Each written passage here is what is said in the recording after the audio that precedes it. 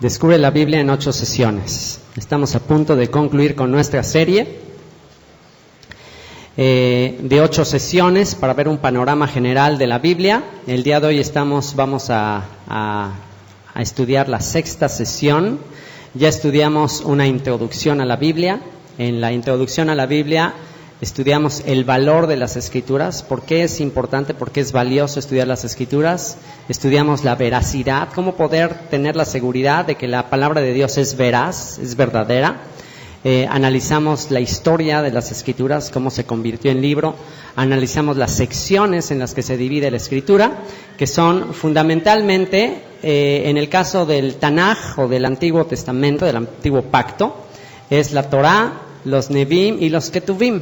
Ya estudiamos la sección de la Torá, ya estudiamos la sección de los Neviim, de los profetas, y ya estudiamos la sección de los Ketuvim, de los escritos. Y la última sección es la sección del Brit Hadashah, o del Nuevo Pacto, del Nuevo Testamento, conocido como el Nuevo Testamento. El Nuevo Testamento lo dividimos, para facilitar el estudio, en 4 secciones. La primera sección la estudiamos la vez pasada, que son los libros históricos, que son los 4 evangelios, más el libro de los Hechos. La 6ª sesión, que es la del día de hoy, son las epístolas o las cartas generales, las cartas que se escribieron en el Nuevo Testamento. La 7ª sesión será las epístolas o cartas de Pablo, las 13 cartas que escribió Pablo, cuál es el tema de todas ellas. Y por último, la profecía final, el Apocalipsis, la última parte del Nuevo Testamento. Así que vamos a entrar el día de hoy a la sección de las epístolas o cartas generales, que son estas que aparecen aquí, que es la carta a los hebreos. La palabra epístola significa carta, es una carta, en este caso es la carta a los hebreos, la carta conocida como la carta de Santiago, que ahorita vamos a ver cuál es el nombre original de esta carta, Santiago. Las 2 cartas de Pedro, primera y segunda cartas de Pedro.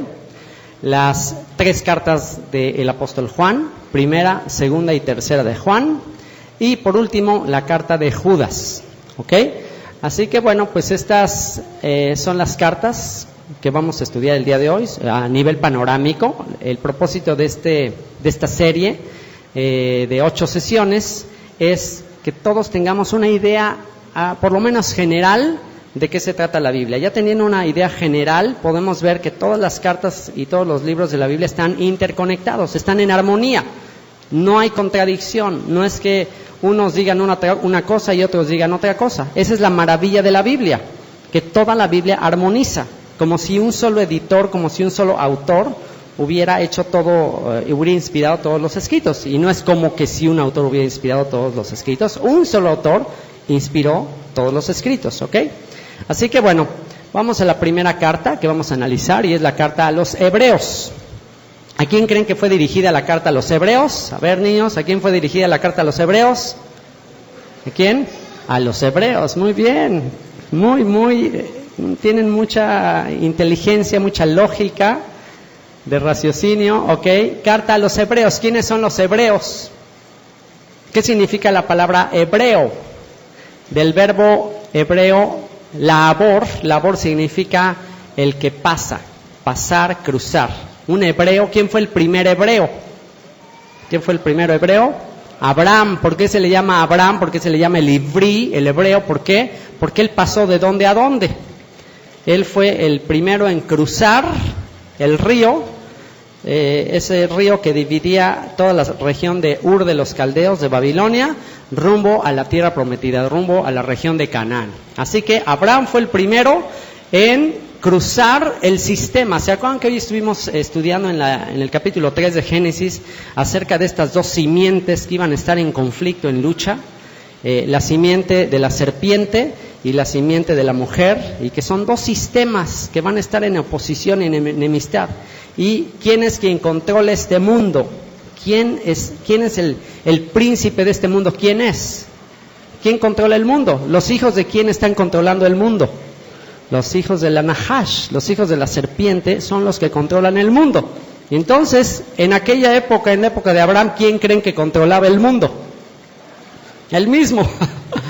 el mismo. Y entonces llegó un momento en que Dios le dijo a Abraham, deja tu tierra y tu parentela, pásate del otro lado. El concepto de ser un hebreo es el concepto de estar de un lado y todo el mundo del otro lado.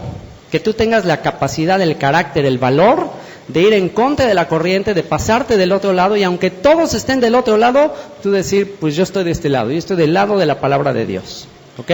Entonces, bueno, pues la carta de los Hebreos, ¿quién la escribió?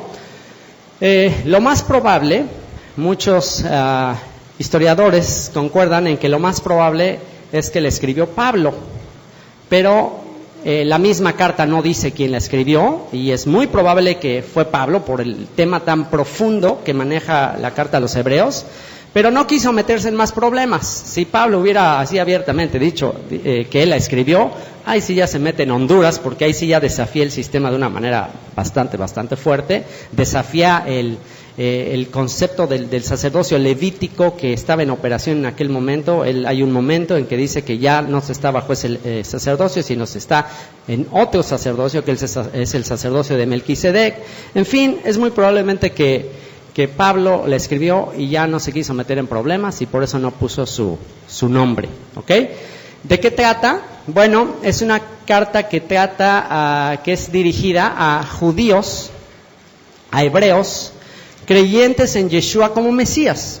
A raíz de que viene el Mesías, de que muere, resucita, prácticamente el judaísmo, después de ese suceso y sobre todo después de la destrucción del templo, pues prácticamente comenzó a dividirse en dos grupos principales. Por un lado, los que habían creído que Yeshua era el Mesías, y por el otro lado los que habían rechazado que Yeshua era el Mesías. Y de ahí se hicieron prácticamente dos ramas, y hubo un gran movimiento de judíos creyentes en Yeshua como el Mesías, y otro movimiento de judíos que no creían que él era el Mesías, y esos fueron los principales dos movimientos. Y toda la cuestión de las sinagogas y todo, pues llegó un momento en que quien estaba liderando esas comunidades era gente no creyente en el Mesías, y que empezaron a expulsar a los que sí creían en el Mesías. Entonces, ¿qué pasó con muchos judíos creyentes en Yeshua? Pues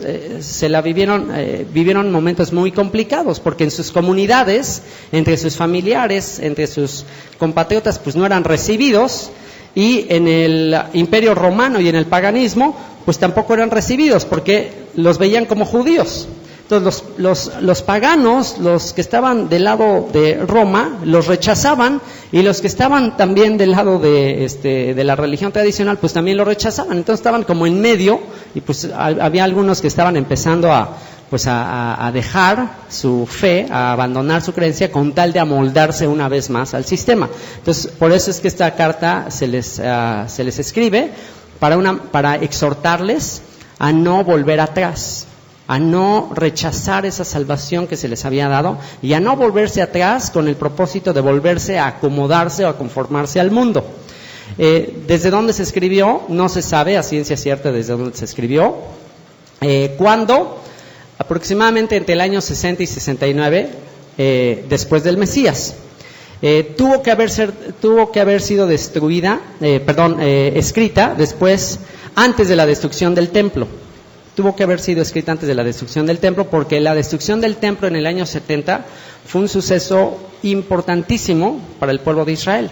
Entonces no se menciona en la carta, y eso es una evidencia de que esta carta se escribió, como también todas las cartas del Nuevo Testamento. Hay muchas teorías que dicen que el Nuevo Testamento se escribió de manera tardía, que se escribió bastante tiempo después. Sin embargo, el hecho de que en ninguno de los escritos del Nuevo Testamento se menciona la destrucción del Templo de Jerusalén, esa es una evidencia muy poderosa de que todo se escribió mucho antes de esa época, ¿ok? Y si esta carta se escribió antes de esta época, es muy interesante, porque hay una sección que habla de que el sacerdocio levítico estaba próximo a desaparecer. Y eso es muy interesante, porque ahí está profetizado que el sacerdocio que estaba operando en el templo de Jerusalén estaba próximo a desaparecer. Fíjense qué interesante. Y esa es una de las evidencias de que esta es una carta profética, ¿no? Y que simplemente el escritor está repitiendo algo que Yeshua mismo ya había dicho. ¿Se acuerdan que vio todo el templo y dijo, todo esto que ustedes ven, ¿qué dijo? ¿Se acuerdan? No quedará piedra sobre piedra. Entonces, bueno, pues ahí simplemente se confirma la profecía de Yeshua. ¿Y por qué? ¿Por qué se escribió? Como les decía, para animar a creyentes judíos e instruirles acerca del rol profético del Mesías Yeshua. Para animarles, para enseñarles que venía un exilio, se les anticipa a los hebreos que habría de venir un exilio, que iban a ser perseguidos, pero se les presenta el ejemplo de todos esos hombres de fe del capítulo 11 de la carta a los hebreos, todos esos personajes que fueron perseguidos, que no cupieron en el sistema religioso, económico, político de su época. Y si analizamos la lista de Hebreos capítulo 11, ¿qué vemos ahí? Hombres que estuvieron dispuestos a luchar por su fe y que como consecuencia de luchar por su fe, ¿qué les pasó ante la sociedad? Pues fueron rechazados. Y a pesar de que fueron rechazados y a pesar de que ellos esperaron las promesas y la restauración de todas las cosas, dice ahí que no la recibieron. Entonces, pues bueno, esta carta fue escrita para aquellos que iban a ser rechazados por su familia, por la sociedad, por la economía, por todos los sistemas que vemos, y les enseña a mantenerse fieles, mantenerse firmes en un sistema que los va a rechazar. Y la carta tiene 13 capítulos y se divide en 3 secciones, podríamos dividirla en 3 secciones. La primera sección son los capítulos 1 al 4, que nos habla de la supremacía del Mesías de Israel. Nos habla de que el Mesías es superior a los ángeles, es superior a Moisés, es superior a todos los profetas que han venido antes, que el Mesías es la autoridad máxima por la que Dios le ha hablado al pueblo de Israel. Es decir, no hay una autoridad que Dios le haya dado al pueblo de Israel más alta que la autoridad del Mesías, de Yeshua. Así que esto es de lo que hablan estos primeros 4 capítulos. Los capítulos 4 al 10 nos hablan acerca del nuevo pacto. Ahí se introduce el tema del nuevo pacto y se nos dice que este nuevo pacto en realidad pues es una renovación del antiguo pacto y nos habla de todo lo que implica. Estos son capítulos muy, muy controversiales. En algún momento tenemos que hacer un seminario de la carta a los hebreos, porque esta carta también ha sido muy mal usada como para decir que el nuevo pacto pues prácticamente hace que el antiguo pacto ya no tenga vigencia. Y hay ciertos textos técnicos muy clave que principalmente la confusión surge porque aparentemente lo que se está comparando es la ley de Moisés y la ley del Mesías, o lo que vino a enseñar el Mesías. Y en realidad, si analizamos más a fondo esos capítulos, más bien tienen que ver con el sistema de sacrificios en el templo, del sacerdocio levítico y el sacerdocio del orden de Melquisedec, que es un sacerdocio superior. Entonces, bueno, pues es un tema muy complejo. El mismo escritor de la carta dice, estas cosas son muy complicadas, muy difíciles de entender, y él mismo dice que son cosas complejas, pero bueno, quien quiera profundizar en la carta, tenemos ya un comentario verso por verso, lo puede escuchar, y próximamente vamos a hacer también un seminario verso por verso de esta carta.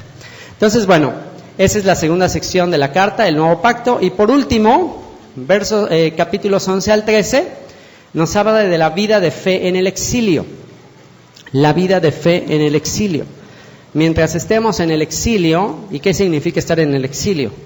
Estar en el exilio es no estar ya en el reino de David restaurado. Vivir en el exilio es mientras todavía andemos errantes entre las naciones y todavía no se establezca el reino de Dios en la tierra, reinando el Mesías desde Jerusalén. Mientras eso no suceda, mientras no haya paz en Jerusalén, mientras las naciones no se hayan arrepentido de sus pecados y estén haciendo la voluntad de Dios, mientras eso no suceda, estamos en el exilio. ¿Te has puesto a pensar, has reflexionado en que lo que tú estás viviendo ahorita no es el paraíso? Estás viviendo el exilio, estás viviendo la consecuencia del pecado y de la rebelión en contra de Dios. Esto no es del paraíso, por eso estamos como estamos, por eso hay tanta violencia, por eso estamos como estamos. Entonces, estos capítulos son muy útiles, capítulos 11 al 13, porque nos enseñan cómo vivir en el exilio, cómo vivir mientras estamos esperando esa ciudad restaurada, ese reino restaurado, cómo vivir.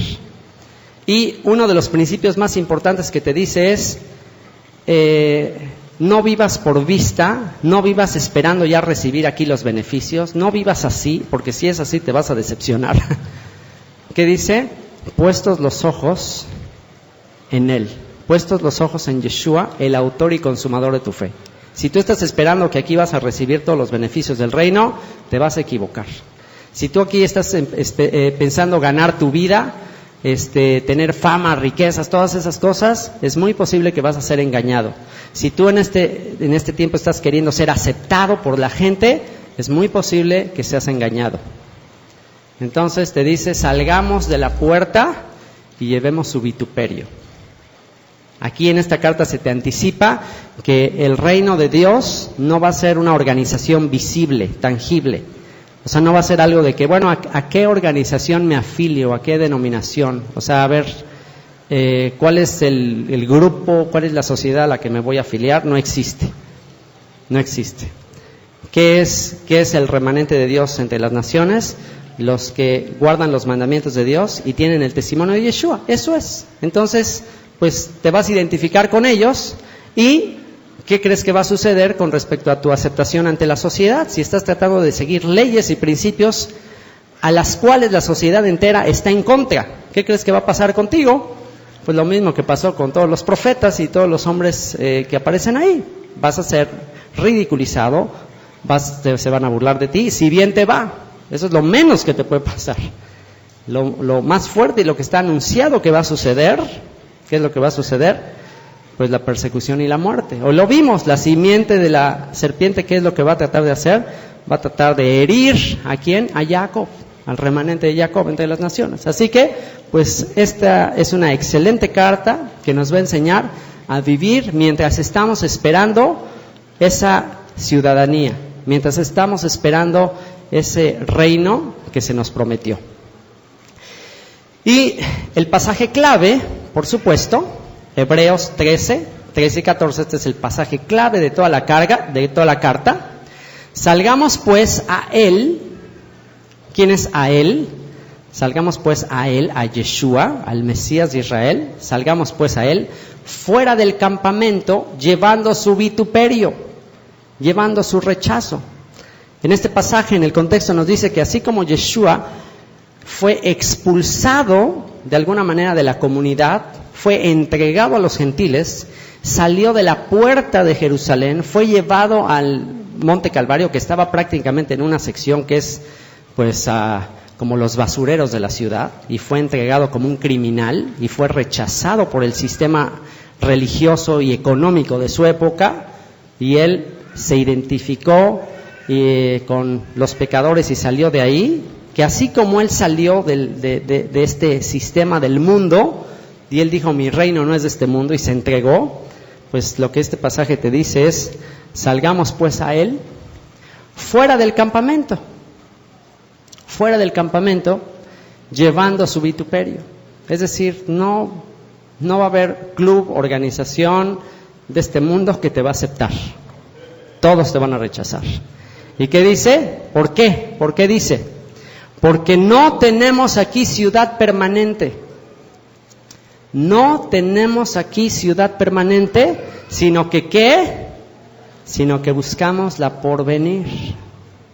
Entonces, si aquí no está tu ciudad permanente, tiene lógica, tiene sentido común, el que si sabes que aquí estás de paso, que estás en el exilio y nada más estamos esperando que se inaugure el reino para irnos todos para allá, tiene lógica, tiene sentido estarle invirtiendo a un reino que se va a colapsar. ¿Tiene sentido estar invirtiendo en algo que va a perecer? ¿Tiene lógica? Entonces, no pongas tu mirada ahí, sal a Él, sal fuera del campamento. ¿Por qué? Porque aquí no tenemos una ciudad permanente. Sería tan absurdo invertirle a esto como si vas unos días de de paseo, de vacaciones, y rentas ahí una cabañita o algo, y empiezas a decorarla, cambiarle toda la pintura, le empiezas a poner alfombra, y dices, oye, solo vas a estar aquí unos días. No gastes tu dinero en eso. No gastes tu dinero en eso. O sea, mejor utiliza, no quiere decir que tampoco te abstengas y rechaces todas las riquezas. No, al contrario, haz riquezas, sé inteligente, sé sagaz, pero pensando en esas riquezas, utilizarlas para beneficiar a otros y para invertirlas en ese reino que ha de venir. Así que bueno, pues ese es el pasaje clave de la carta a los hebreos. Si tú te consideras hebreo, si tú te consideras que has pasado del otro lado y que todo el mundo está allá del otro lado diciéndote que estás loco y tú estás de este lado diciendo, pues no. ¿Quién de aquí dice, yo soy hebreo, yo soy como Abraham, yo quiero pasarme del otro lado?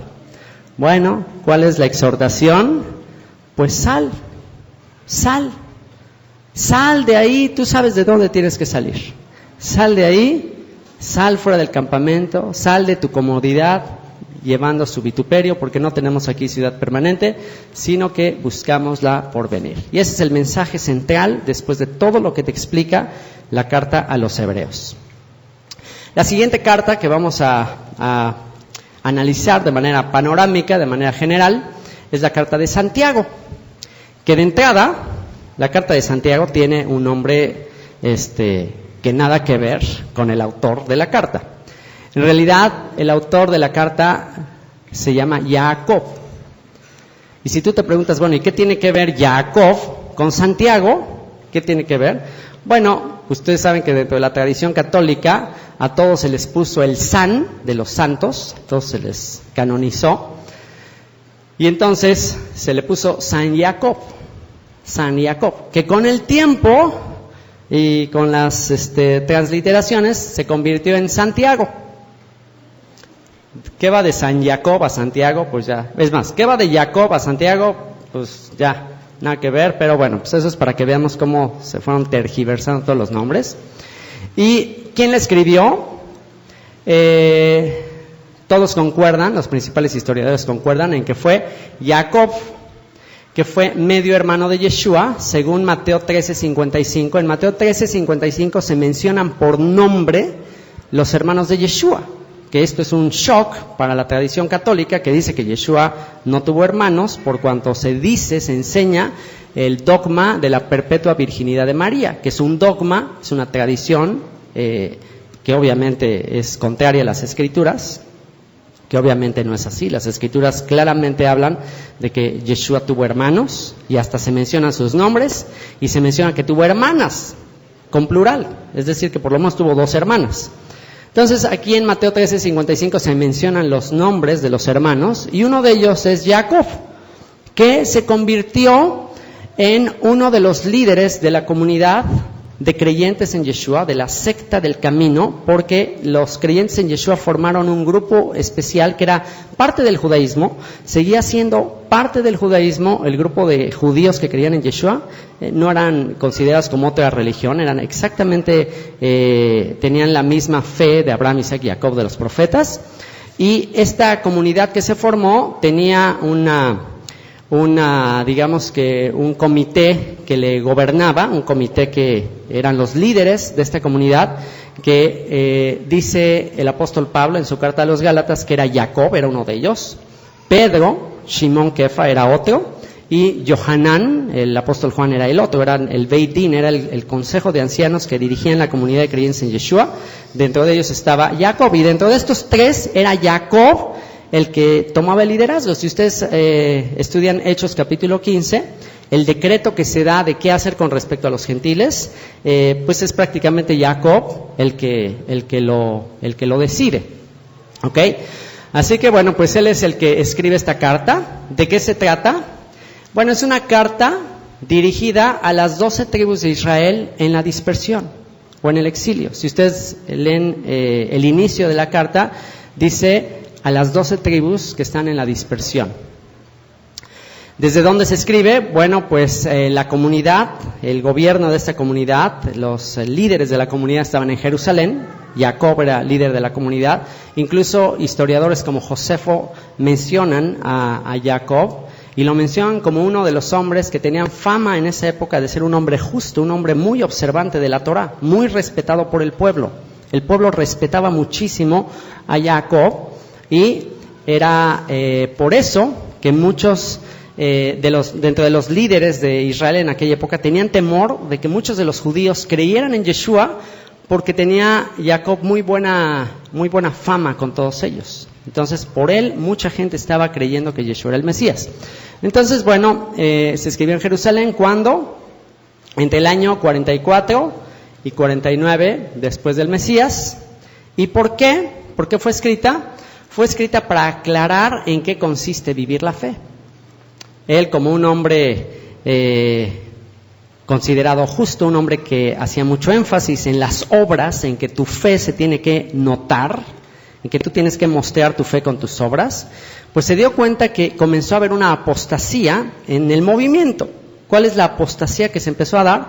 Bueno, porque se empezó a enseñar que ya no tenían que estar obedeciendo las tradiciones y las costumbres y las cuestiones externas de la ley. Entonces, muchos comprendieron mal ese mensaje, como suele suceder actualmente, comprendieron mal ese mensaje y entonces empezaron a decir que pues realmente no tenías que hacer nada visible para ser salvo.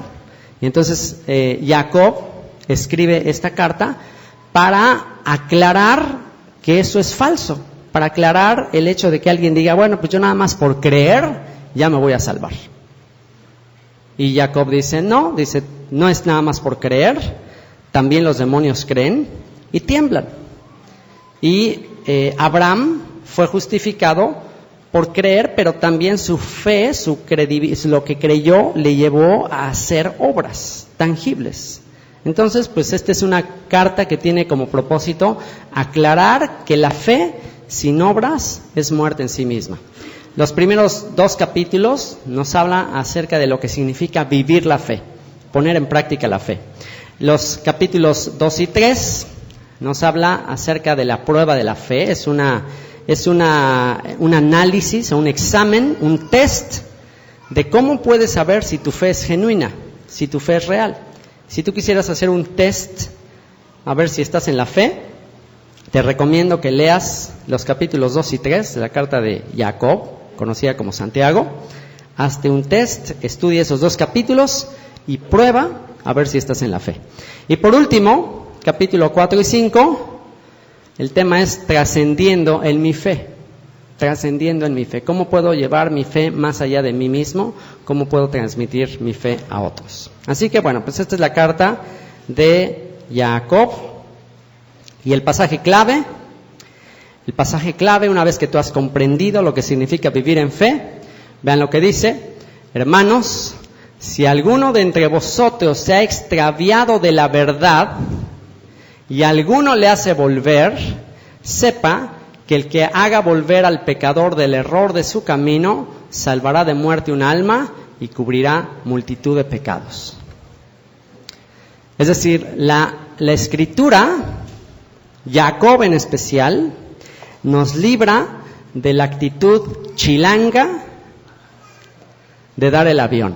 Y bueno, tengo que aclarar lo que es chilango para los que nos escuchan de otros países, que nos escuchan a través de internet y se quedan chilango. ¿Qué es un chilango? Bueno, para los que nos escuchan de internet, se dice, los chilangos tenemos la fama, bueno, porque yo soy chilango, pero ya el Señor me perdonó. Los chilangos tenemos la fama de que somos superavioneros y superlisonjeros, y que a todo mundo le damos el avión, y que a todos, sí, pero amor y paz, y bro, y que somos muy políticos, y que no nos gusta discutir, y que aparentemente somos muy educados, y pues por eso es que los del norte nos alucinan a los chilangos, porque dicen, no, esto es pura lisonja, puro labios para afuera, y puro rollo, y nada más se voltean y ya están hablando mal los unos de los otros. Entonces este pasaje es en contra de los chilangos, y es: no des el avión a tu hermano, no des el avión a alguien que tú sabes que se comprometió con Dios en andar en la fe. No le des el avión, no lo lisonjes, no le digas, ay brother, no hay bronca, puedes seguir transgrediendo y de todos modos Dios te va a bendecir. No puedes hacer eso, no puedes hacer eso. Tienes que decirle. Si la Escritura dice, si transgredes morirás, tú no le puedes decir, no morirás, Dios te entiende. No le puedes decir eso. Eso es lo que dijo la Nahash. La Nahash dijo, mira, no hay bronca, no morirás. Eso dijo la Nahash. Entonces tú tienes que actuar. ¿Cómo vas a actuar? ¿Como la Nahash? Le vas a decir a alguien que tú sabes que está transgrediendo y que está decretado. Hay pecados, no todos los pecados son de muerte. De hecho, Juan, en una de sus cartas dijo, hay pecados que no son de muerte. Hay pecados que son de muerte. Dice, hay pecados que no son de muerte y bueno, pues hay que orar y ahí sí. En pecados que no son de muerte, pues hay que orar, hay que pedirle a Dios que le muestre y todo. Pero en pecados que son de muerte, ¿qué tenemos que hacer? Cuando tú ves a alguien que está cometiendo un pecado de muerte, ¿qué es un pecado de muerte? Un pecado que en la Escritura está decretado que el que transgreda va a morir. ¿Qué tienes que hacer? No, brother, o sea, si alguien tiene una gripa, pues a lo mejor no vas a ser tan fuerte, ¿me entiendes? Si alguien tiene una gripa, pues no vas a ser tan firme a la hora de exhortarle. Pero si tiene un cáncer, si tiene una enfermedad así ya muy, muy fuerte, ahí sí, pues ni modo, hay que amputarle la mano, hay que hacer algo, porque se va a morir esa persona. Entonces, si ves a alguien que está transgrediendo y que ese pecado le va a llevar a la muerte, es un pecado que escrituralmente es de muerte, ¿qué tienes que hacer? Hermanos, si alguno de entre vosotros se extraviado de la verdad y alguno le hace volver, vas hacia el camino de muerte. Hay caminos que al hombre le parecen caminos de vida, pero su fin es ¿qué? Camino de muerte. Tú le ves a alguien que está yendo por ese camino de muerte y ¿qué tienes que hacer? Le tienes que hacer volver del camino. Tienes que hacer que se aparte de ese camino. Sepa que el que haga volver al pecador del error de su camino, y el error de su camino es porque está engañado. ¿Ok? Si ya conoce la verdad y está transgrediendo, ¿qué quiere decir? Que fue engañado. Que la Nahash le dijo, no te vas a morir. Entonces le tienes que decir, bueno, eso te dijo, pero aquí dice que sí te vas a morir. Sepa que el que haga volver al pecador del error de su camino, salvará ¿de qué? De muerte un alma. Y cubrirá multitud de pecados. ¿Quién se quiere arrepentir de ser chilango? Tenemos que decirlo. Ahora, tampoco nos tenemos que ir al extremo de ser bien norteñotes. Y estás pecando, brother. ¿Y qué pasó, brother? No, o sea, tampoco no tenemos que ir a ese extremo.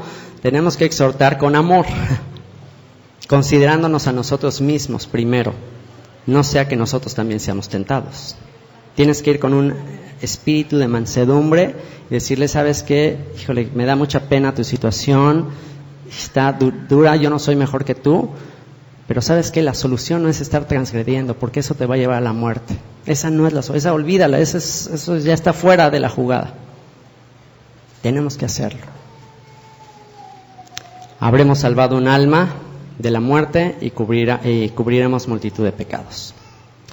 Siguiente carta, la carta de primera de Pedro, escrita por Shimon Kefa, que es su nombre hebreo, el nombre hebreo de Pedro, Shimon Kefa. ¿De qué se trata? Es una carta dirigida también a los expatriados de la dispersión. ¿Quiénes son los expatriados de la dispersión? Las 10 tribus del norte, las 10 tribus de Israel que están en el exilio, que están entre todas las naciones, donde pues es muy controversial el dónde se escribió.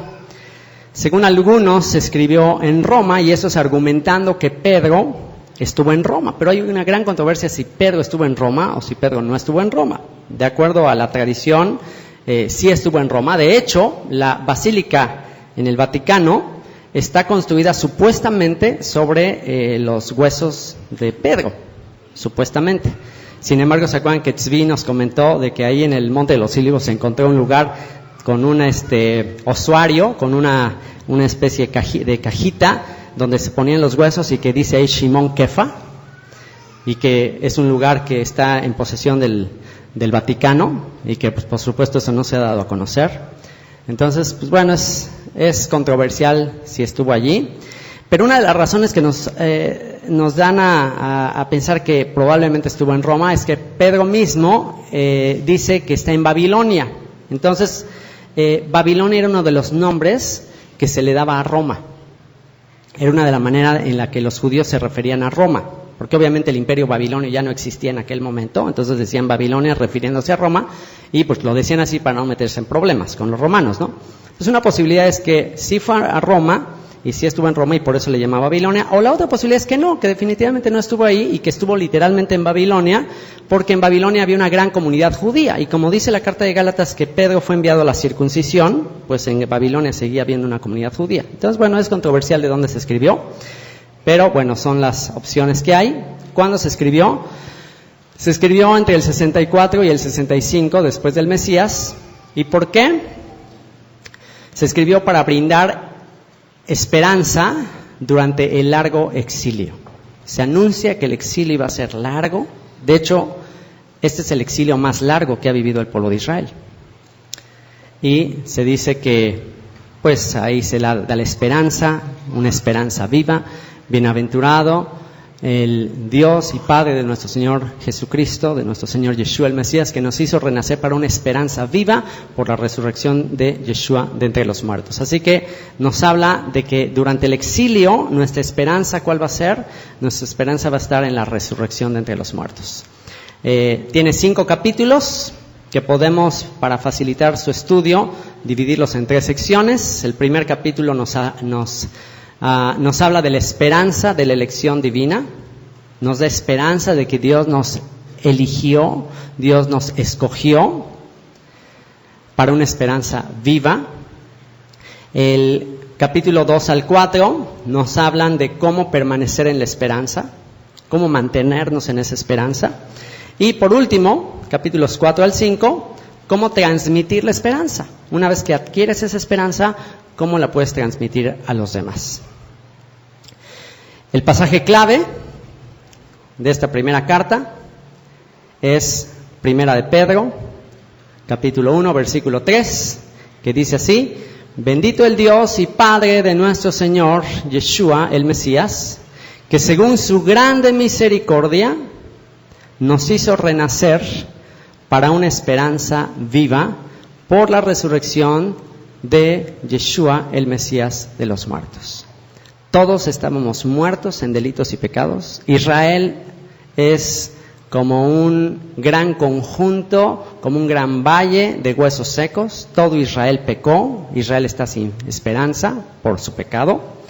Pero dice, bendito sea el Señor que nos hizo renacer para una esperanza. ¿Por qué? Porque la cabeza de Israel resucitó. Y si la cabeza de Israel resucitó, pues ¿qué sucederá con su cuerpo? Su cuerpo también va a resucitar. ¿Y quién es su cuerpo? Pues todos los miembros de su cuerpo que están regados entre las naciones. Así que bueno, pues este es el pasaje clave de la primera carta de Pedro. Y la segunda carta, también de Shimon Kefa, también dirigida a los expatriados de la dispersión, que aunque no lo dice en la primera parte, no lo dice cuando inicia la carta, en el capítulo 3, versículo 1, dice que en mi primera carta les escribí de estas cosas. Quiere decir que también esta segunda carta es dirigida a los mismos destinatarios, que son las 10 tribus del norte de Israel, que están en el exilio, que están sembradas entre las naciones, desde donde, bueno, también es controversial el tema que les decía, ya sea Roma o Babilonia, cuando entre el 64 y el 68 después del Mesías. ¿Y por qué? ¿Por qué fue escrita esta carta? El tema de esta carta es un poquito diferente. Esta carta fue escrita para enseñarles a defender su fe, porque ya desde aquella época empezaron a surgir engaños, mentiras, grupos que estaban enseñando cosas equivocadas, mentiras, y esta carta es escrita para enseñarles a defender su fe. Muy importante que conozcamos esta carta, que contiene 3 capítulos.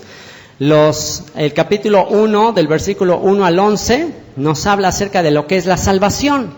Si tú quieres saber qué es salvación, y hay una gran apostasía, hay una gran confusión actualmente en la teología cristiana de lo que es salvación. El concepto de salvación está muy corrompido y es muy confuso dentro de la teología cristiana. Si tú quieres saber lo que es salvación desde una perspectiva hebrea, es muy importante que comprendas lo que dice esta primera parte de la carta, capítulo 1, versículo 1 al 11, que podemos titular como Conoce tu salvación.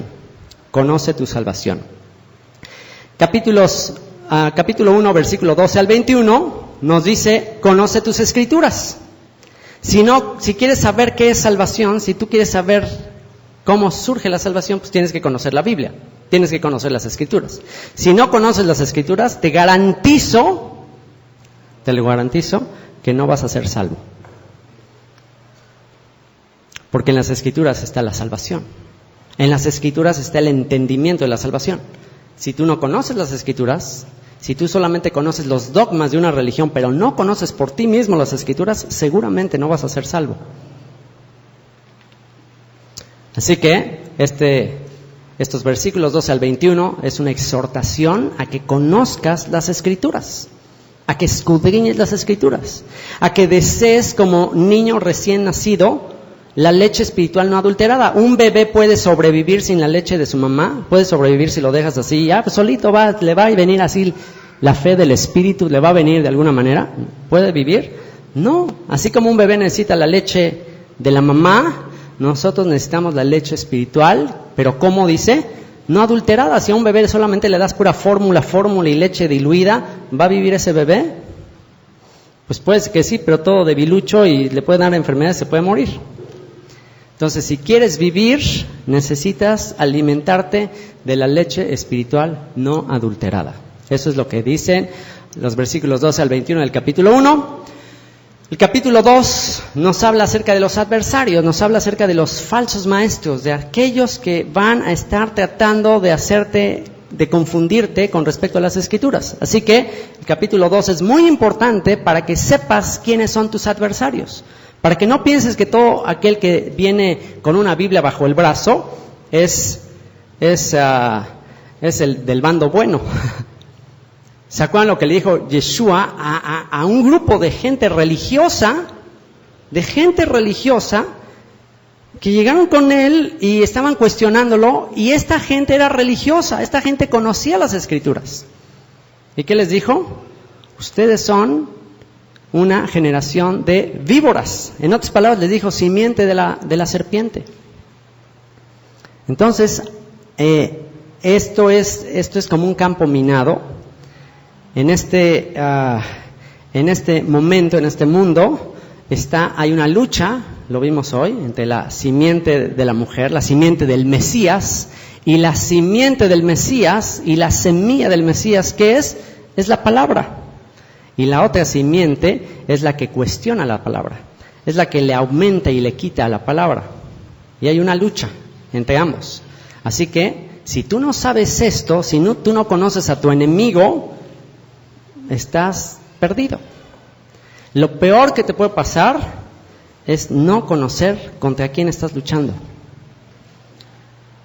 ¿Se acuerdan de esa película de... No, ya, ¿para qué les digo? Nada que ver. Hay una película que se llama Predator, Depredador, que están todo el tiempo luchando con algo que no ven, y pues es algo así terrible. No vean esas películas, la vi antes cuando andaba como Elías, que andaba en otro rollo. Pero era impactante cómo están luchando contra un ente que no ven, no saben cómo es, y es así terrible. Y bueno, es muy importante que no ignoremos sus maquinaciones. Dice la Escritura que el adversario anda como león rugiente buscando a quien devorar. Y si tú no sabes ni siquiera que existe y que anda ahí, pues vas a ser presa fácil. Así que conoce a tus adversarios, capítulo 2. Y por último, capítulo 3, conoce tu destino. Conoce tu destino. Conoce a dónde vas a ir. Conoce que esto no es todo en la vida. Conoce que hay mucho más que lo que vemos aquí en este mundo. Y el pasaje clave, segunda de Pedro, capítulo 1, versículos 5 al 7. Vosotros también, poniendo toda diligencia por esto mismo, añadid a vuestra fe virtud. Fíjense lo que dice. Añade a tu fe hemos estudiado qué significa la palabra fe. Añade a tu fidelidad a las Escrituras, o sea, que tu fidelidad a las Escrituras se note como con virtud, con obras que demuestren que crees en las Escrituras. Añade a tu fidelidad, a tu convicción de que la Biblia es la palabra de Dios, añade a eso virtud. Compórtate como es digno de alguien que predica la piedad. A la virtud añade conocimiento. Es decir, primero, aquí de acuerdo a lo que te está diciendo es virtud y después conocimiento. Es decir, primero obra y luego aprende. Haz y aprende. Haz y aprende. Haz y aprende. No al revés, no primero se aprende y ya llevas años y no obramos. Entonces, haz y aprende. Haz y aprende. Y entre más haces, más vas a aprender. Y entre más haces, más vas a aprender. Y vas a ser de más bendición para otros. ¿Ok? Añade a la virtud conocimiento. Al conocimiento, dominio propio. El conocimiento aprende a dominarte a ti mismo. Aquel que es capaz de dominarse a sí mismo, verdaderamente ya venció. O sea, lo más difícil es el autocontrol, el poderse controlar a uno mismo. Antes de tratar de controlar a otros, primero contrólate a ti mismo. Dominio propio. Al dominio propio, paciencia. ¿Ok? Ya que te controlaste a ti, pues ahora ten paciencia de los demás. Al dominio propio, paciencia. A la paciencia, piedad. Piedad tiene que ver con amor, un amor sufrido por los demás. Piedad. A la piedad, afecto fraternal. Trata a los demás como hermanos, como si son parte de ti mismo. Y al afecto fraternal, amor, un amor incondicional. Así que la fe, el conocimiento tiene que ser acompañado de obras tangibles que muestran que verdaderamente estamos dispuestos a dar nuestra vida por los demás. ¿Ok? Y vamos ahora a la sección de las cartas de Juan. ¿Quién lo escribió? Estas 3 cartas. Bueno, pues Yohanan, obviamente. Yohanan, regalo de Dios. ¿De qué trata? Trata de los fundamentos de la fe hebrea auténtica. Los fundamentos de la fe hebrea auténtica. Es impresionante la claridad con la que el apóstol Juan escribe la primera carta. Es impresionante la claridad de lo que significa la fe. Y a pesar de que está ahí, y Juan es el discípulo amado y es así de los más discípulos, más reconocidos dentro de la tradición cristiana, es increíble que escribe tan claro y se pasa de noche todo lo que escribió el apóstol Juan. Pero yo te garantizo que tú lees y examinas la carta de Juan y te va a revolucionar la vida. Estudiar la carta de Juan a conciencia, la primera carta sobre todo, todas las demás también son muy importantes, pero en especial la primera carta te va a revolucionar totalmente tu fe. Te va a ayudar a entender si realmente estás en luz o aún sigues en tinieblas. De eso trata, los fundamentos de la fe hebrea auténtica. ¿Desde dónde se escribió? Bueno, pues muchos concuerdan en que fue escrita desde Éfeso, una comunidad desde donde él estuvo enseñando en los últimos años de su vida, entre el año 85 y 95 después del Mesías. ¿Y por qué? Para que el creyente autoexamine la legitimidad de su fe. Es interesante que todas estas cartas, estas que se conocen como las epístolas generales, son cartas mucho más contundentes y claras con respecto a la importancia de la Torá y la ley de Moisés y todas estas cosas. Sin embargo, en nuestros Nuevos Testamentos están acomodadas no al principio sino al final. Primero están las cartas de Pablo y después están las cartas, este tipo de cartas. Entonces se dice que deliberadamente esto fue así para darle más importancia a las cartas de Pablo, que aparentemente las cartas de Pablo en muchos sentidos aparentemente contradicen ciertos escritos como los de Jacobo, Santiago y de Juan, aparentemente, pero bueno, a menos que estudiemos a profundidad y conozcamos los términos que utilizaba Pablo para saber que Pablo no se está contradiciendo con ninguno de ellos. Así que bueno, esta carta fue escrita para que el creyente autoexamine la legitimidad de su fe. Son 5 capítulos. Los primeros 2 capítulos nos hablan de lo que significa vivir en luz. Viviendo en luz, capítulos 1 y 2. ¿Qué significa vivir en luz? ¿Qué significa vivir en luz? Vivir en luz, pues para poder saber qué es vivir en luz tenemos que saber qué es la luz. ¿Qué es la luz? La verdad, la palabra de Dios es luz. Lámpara es a mis pies tu palabra y lumbrera mi camino. Entonces, vivir en luz es vivir conforme a sus mandamientos. Vivir en tinieblas, pues es vivir alejado de sus mandamientos.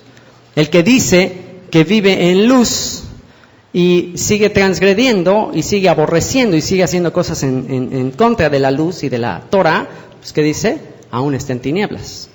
Entonces, pues estos capítulos son un buen examen de conciencia para cada uno de nosotros para ver si estamos viviendo en luz. Los capítulos 3 al 4 nos hablan del test acerca del amor, viviendo en amor, y nos ayudan a hacer nuestro amor tangible.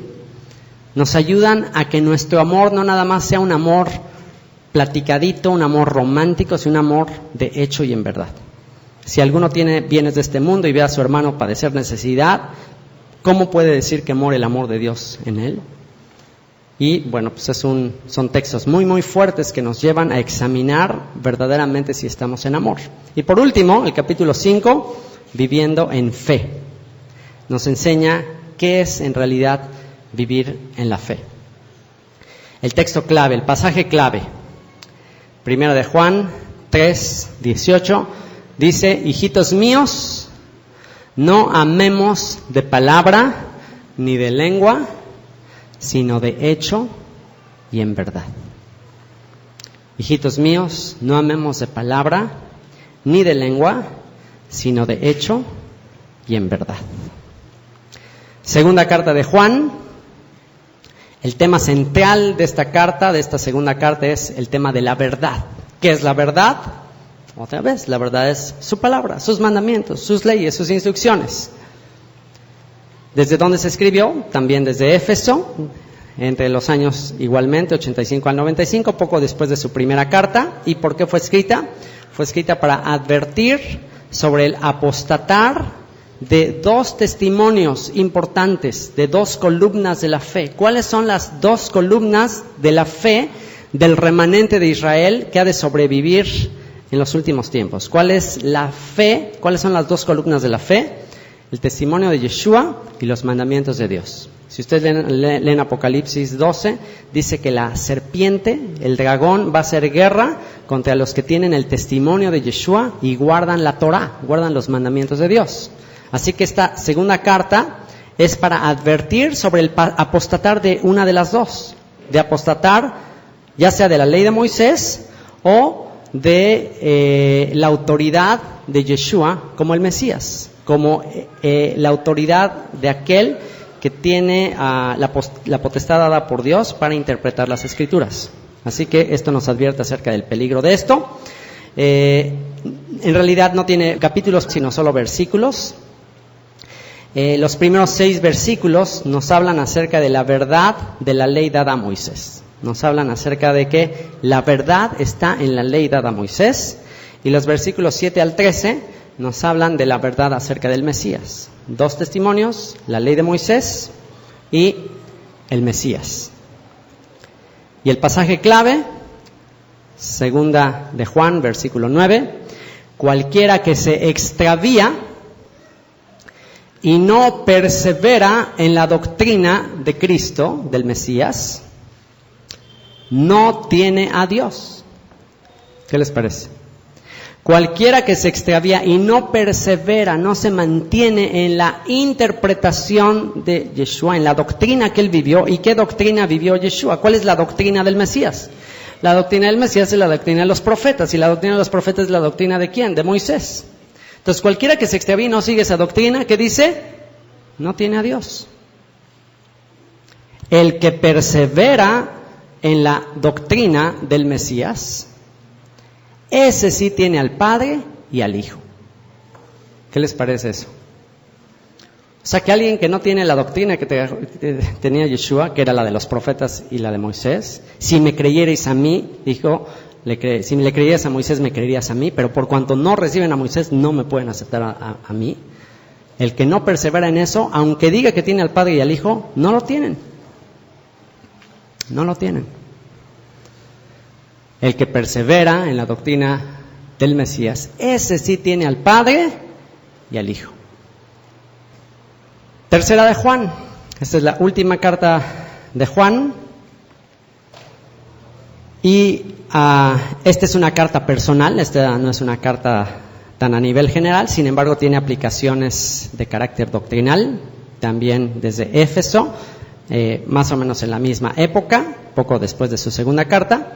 Y en esta carta podemos aprender el clímax del discipulado. ¿Cuál es el clímax del discipulado? ¿Cómo puedes tú considerar que ya lograste tu meta?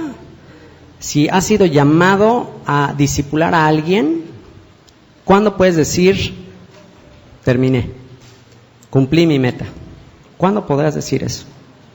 ¿Cuándo yo podré decir que cumplí mi objetivo con ustedes, que cumplí mi objetivo con mis hijos? ¿Cuándo podré saber eso? ¿Por qué creen que a lo que más le dedico tiempo en mi vida, a lo que más le invierto, es a dejar una herencia, un legado grabado para que si algún día yo no estoy, mis hijos puedan estar escuchando una voz que les exhorta a meditar en las Escrituras? Así que, hijos, si algún día yo no estoy, pueden seguir escuchando las grabaciones y ahí está todo lo que ustedes tienen que saber. Y nada más espero que mi vida, mis acciones sean un reflejo de lo que ustedes van a escuchar en esas grabaciones. ¿Y cuándo voy a poder decir que cumplí mi misión? Pues lo vamos a ver en el pasaje clavo de esta carta. Y son 15 versículos. Los versículos 1 al 8 nos hablan acerca de la señal del verdadero discípulo. ¿Cuál es la señal del verdadero discípulo? ¿Te gustaría saber si tienes la señal del verdadero discípulo? Estudia los versículos 1 al 8. Y los versículos 9 al 15 son la señal del falso discípulo. Si tú quieres saber qué seré, verdadero discípulo o falso discípulo, estudia esta carta. Pasaje clave, versículo 4 de esta tercera carta de Juan. No tengo yo mayor gozo que el oír que mis hijos andan en la verdad. No existe mayor gozo. No existe mayor gozo que saber que mis hijos andan en la verdad, andan guardando Torah, andan obedeciendo los mandamientos. Y no hay mayor tristeza, no hay mayor tragedia que ver que mis hijos andan en la mentira. Así que si no hay mayor gozo que en la vida, papás, pongan atención a esto. Si no existe mayor gozo en la vida que saber que tus hijos andan en la verdad, en verdad estás dedicando todo lo que tú eres, todos tus recursos para que tus hijos anden en la verdad, para sembrar la verdad en ellos, o estás campechaneándoles ahí, les estás ahí metiendo un poquito de mezcla de mentira con verdad. ¿A dónde los estás enviando a ser instruidos? ¿A dónde? ¿A un lugar donde se les va a enseñar verdad o a un lugar donde se les va a enseñar mentira?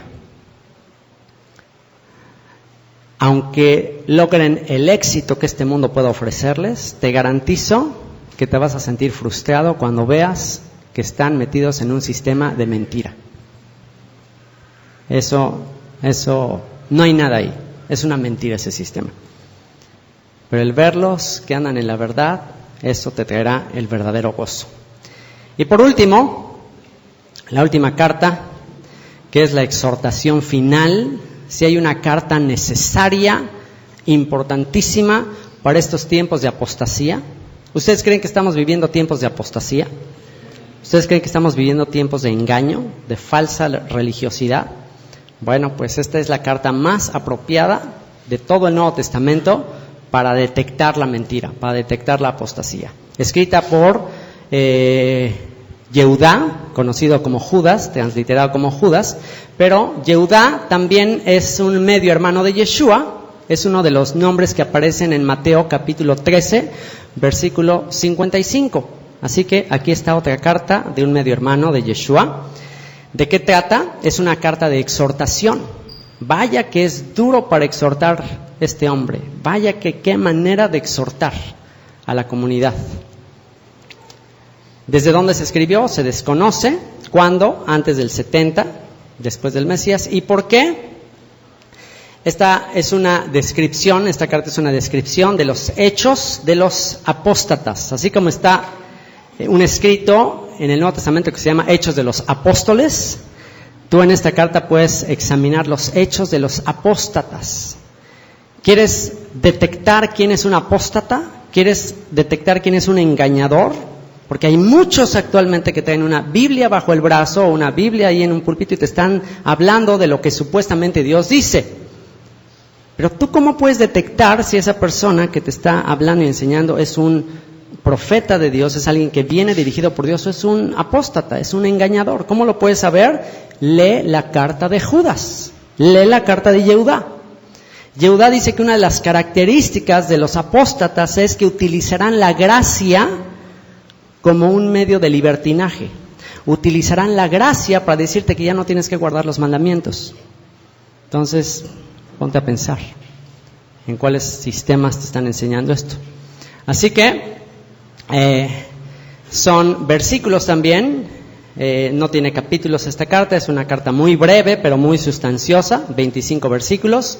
Los primeros versículos, capítulo 1 al 4, nos dice Yehudá cuáles son sus razones para escribir. ¿Por qué escribió? Dice que él tenía pensado escribir acerca de la común salvación, pero cuando estaba escribiendo decidió escribir de otra cosa. Dijo, pero pensándolo bien, mejor le voy a escribir de los apóstatas. Eso nos habla los primeros 4 versículos. Los versículos 5 al 16 nos hablan de 3 ejemplos de apostasía y sus motivaciones. Nos hablan de 3 personajes en las Escrituras, en el Tanaj, de hombres que en un momento trataron de llevar al pueblo de Israel a la apostasía. Y nos habla de sus motivaciones, qué es lo que les llevó a ellos a apostatar, y que como ellos, muchos van a seguir sus mismos errores. Así que nos advierten acerca de no seguir el camino de Balaam, el camino de Coré, todos estos caminos que siguieron estos hombres.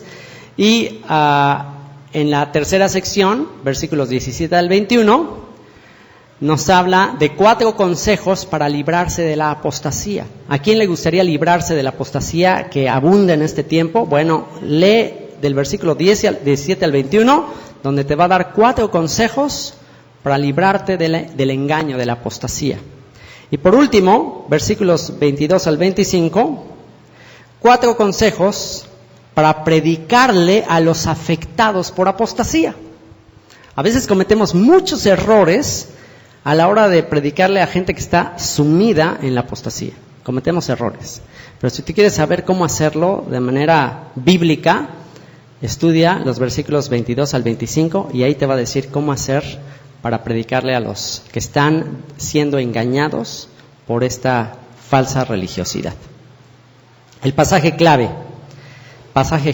de esta carta, Yehudá, versículo 20 y 21, dice así: pero vosotros, amados, edificándoos sobre vuestra santísima fe, orando en el Espíritu Santo, conservaos en el amor de Dios, esperando la misericordia de nuestro Señor Yeshua el Mesías para vida eterna. Este es un pasaje clave. ¿Cómo podemos mantenernos? ¿Cómo podemos apartarnos? ¿Qué dice? Edificándoos, siendo construidos. O sea, construye tu santísima fe, una fe apartada, consagrada, una fidelidad especial. ¿Cómo? Orando en el Espíritu Santo. ¿Qué es orar en el Espíritu Santo? ¿Cómo puedes orar conforme al Espíritu? Entonces, estamos teniendo una reunión de oración donde estamos aprendiendo cómo oraron los personajes de la Biblia. ¿Cuáles son las oraciones que están ahí en la Biblia? Entonces, ¿qué significa orar en el Espíritu Santo? Orar en el Espíritu Santo es orar con las Escrituras. Las Escrituras son Espíritu y son vida. ora conforme a lo que está escrito. Y si tú oras conforme a su voluntad, y su voluntad es la Escritura, ¿qué seguridad puedes tener? Pues que se va a hacer lo que tú le pides. Entonces, ora dirigido por el Espíritu de Dios. ¿Cómo puedes orar dirigido por el Espíritu de Dios? Pues conociendo las Escrituras. Y de esa manera tu fe va a ser edificada. Entre más conoces las Escrituras, cada vez tu corazón, tus pensamientos van a ser inclinadas a orar conforme a lo que está escrito. Vas a orar tal y como está ahí. Y eso es una manera en que te vas a mantener en pureza. Y la otra es: consérvate en el amor de Dios. Mantente en el amor de Dios, esperando la misericordia de nuestro Señor Yeshua, el Mesías, para vida eterna. Vamos a orar. Padre, queremos volver nuestra fe, Señor, queremos volver nuestro pensamiento, queremos volver nuestro corazón a la fe de estos hombres que tú utilizaste para escribirnos, de estos siervos tuyos a los cuales tú les inspiraste tu palabra. Queremos creer conforme a lo que ellos escribieron, Señor, y no conforme a las filosofías, a las huecas sutilezas de las religiones de los hombres. Queremos que nuestra fe esté siendo construida por lo que tú les inspiraste a estos hombres a vivir, a escribir, a transmitirnos, Señor. Queremos que restaures nuestra fe, Padre. Queremos que nos hagas tener una fe como la de estos hombres, como la de estos siervos tuyos. Que nos ayudes a regresar a la fe de ellos, Padre. Que nos ayudes a ser librados de la apostasía que está anunciada en las Escrituras, que había de venir antes del día del Señor. Señor, porque está escrito que el día del Señor no vendrá sin que antes venga la apostasía y se manifieste el hijo de pecado, el hijo de perdición. Y Señor, sabemos que estamos viviendo esos tiempos de apostasía, Señor. Tiempos en que han invalidado tu Torah, tiempos en que los falsos profetas, así como Balaam indujo a los hijos de Israel a fornicar y a comer lo sacrificado a los ídolos, también actualmente existe una apostasía, Señor, de profetas como él, que por codicia, por ganancia deshonesta, están llevando a tu pueblo al error, a la transgresión de tu bendita ley, de tus benditos mandamientos, Señor. Señor, ten misericordia de tu pueblo y vuélvenos y nos volveremos. Señor, permítenos ver con nuestros ojos el retorno de tus ovejas a esta fe de nuestros padres, y perdona la rebelión de tu pueblo, Señor, y reprende la arrogancia y el orgullo de estos falsos maestros, Padre, y reprende a la serpiente y a la simiente, Señor, que está haciendo guerra contra Jacob. Ayúdanos a ser sensibles a sus engaños, a sus maquinaciones, y ayúdanos, Padre, a ser librados y a no caer en el engaño de desobedecer tu palabra por lo que este sistema nos diga, Padre. Bendito seas por tu palabra, bendito seas porque es una lámpara para nuestros pies y es una lumbrera para nuestro camino. Bendito seas, en el nombre de Yeshua. Amén.